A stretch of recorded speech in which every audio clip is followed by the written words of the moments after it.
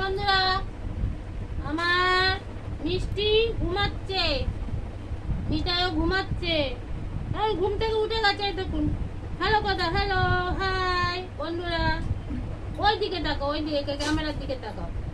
হ্যাঁ, ক্যামেরা ওখানে আছে। বলো আমি মিষ্টি, আমাকে সবাই লাইক করবে। একটু আগে দুধু খেয়েছে, ঘুমাচ্ছিল। এরা দু ভাই বোন।